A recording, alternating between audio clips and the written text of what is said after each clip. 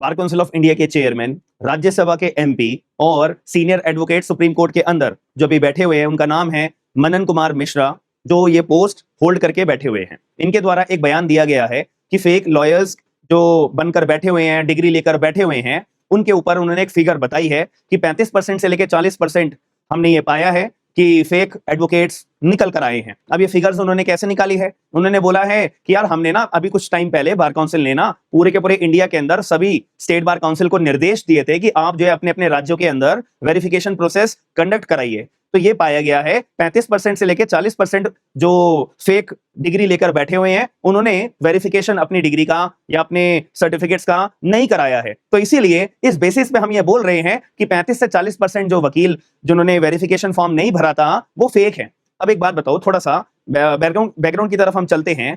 अब ये एडवोकेट का थप्पा कौन देता है? एडवोकेट का स्टैंप या कोर्ट में जाने का, प्रैक्टिस करने का अधिकार कौन देता है? बार काउंसिल ऑफ इंडिया देती है। साफ सीधी सी बात है।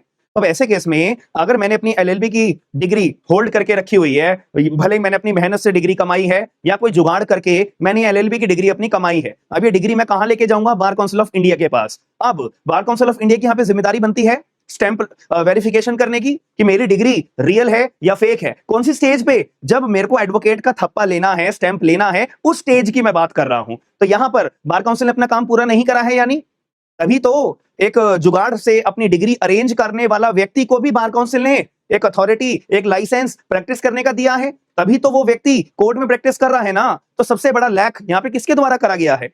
तो जब यहाँ पे बार काउंसिल ऑफ इंडिया के जो चेयरमैन ये बोल रहे हैं कि 35 से 40% वकीलों ने अपनी डिग्री वेरिफिकेशन नहीं करा है, तो वो फेक है। चलो ठीक है, लेकिन जिन्होंने सबसे पहले अपनी एनरोलमेंट के टाइम पे जब अपने डॉक्यूमेंट सबमिट करे थे, उस टाइम पे तो डिग्री जो लाइसेंस है वो आपने ही दिया था, बार काउंसिल ऑफ इंडिया ने ही दिया था ना।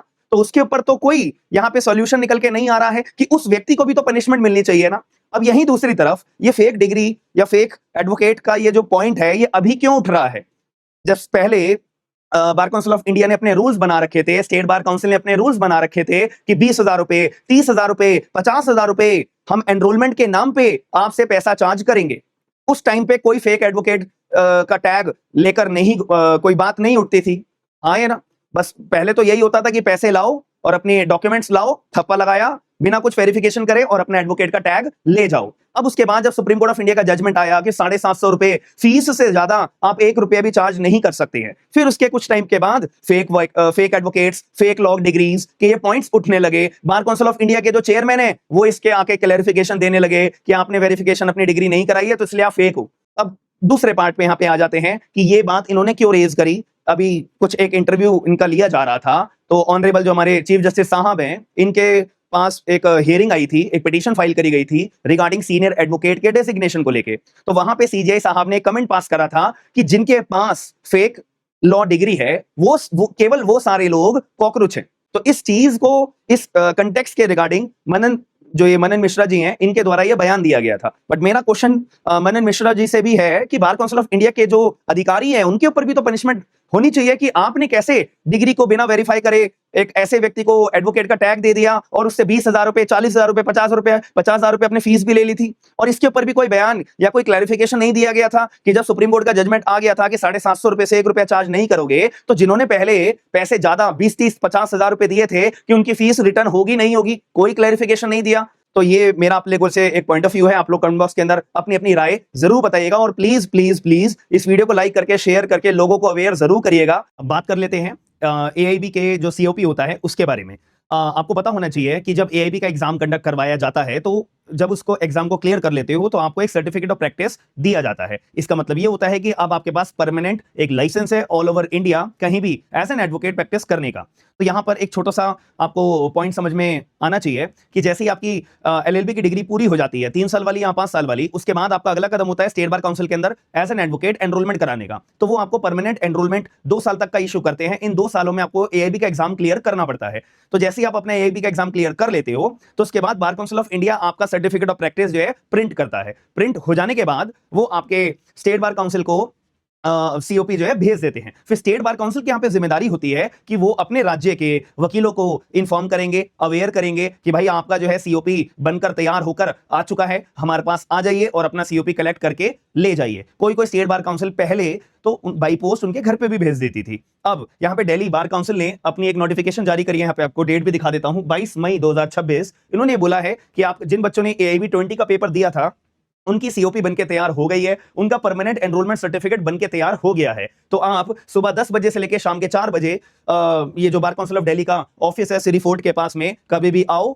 सुबह 10 बजे से लेकर 4 बजे तक और अपना AIB 20 का COP as well as permanent enrolment certificate collect करके ले जाना। अब यहाँ पे इन्होंने एक बात ये बोली है, नोट बना के लिखा हुआ है कि अगर आपको परमानेंट एनरोलमेंट सर्टिफिकेट अगर चाहिए तो उसकी ना हैंडलिंग चार्जेस की फीस है 1000 रुपए की। तो कान ऐसे पकड़ो या पीछे पकड़ के पकड़ो तो पैसे की बात आ जाती है। हमारे टाइम पे तो कोई भी हैंडलिंग चार्ज या 1000 रुपए फला फला अमाउंट नहीं लिया जाता था, क्योंकि हमसे तो मोटे अमाउंट लिया जाता था एनरोलमेंट के नाम पे, तो शायद उसी में ये सारा पैसा इंक्लूडेड होता होगा।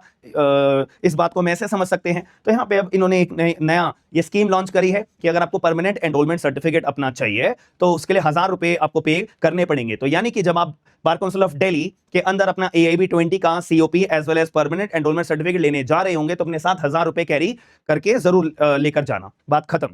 तो जिन्होंने AIB 20 का एग्जाम दिया था और वो पास थे, आपका सीओपी बनके तैयार हो चुका है, आप कलेक्ट कर सकते हो। अब रही बात अलग अलग राज्यों की, यूपी की, बिहार की, अलग अलग जितने भी पूरे इंडिया के अंदर हमारे स्टेट बार काउंसिल हैं, अब आपका भी AIB 20 का सीओपी बनके तैयार हो गया होगा। आपको एक काम करना है, अपनी स्टेट बार काउंसिल की वेबसाइट पे जाके कोई सर्कुलर चेक करना है कि उन्होंने रिलीज करा है, जैसे बार काउंसिल वालों ने अपनी वेबसाइट पे डाला हुआ है, ये चेक करना है। या फिर अगर नहीं होता है तो उनको कॉल करनी है अपने स्टेट बार काउंसिल में।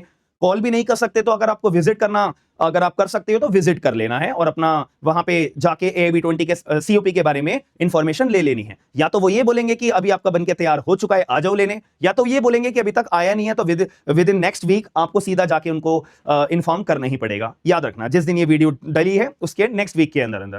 तो वीडियो के अंदर जो जानकारी दी गई है अगर आपको समझ में आई है तो वीडियो को लाइक शेयर सब्सक्राइब करके लोगों को अवेयर जरूर कर देना, लाइक करके शेयर जरूर कर देना ताकि ये बात सभी लोगों तक पहुंच सके। बाकी हम मिलते हैं नेक्स्ट वीडियो के अंदर। थैंक यू, धन्यवाद।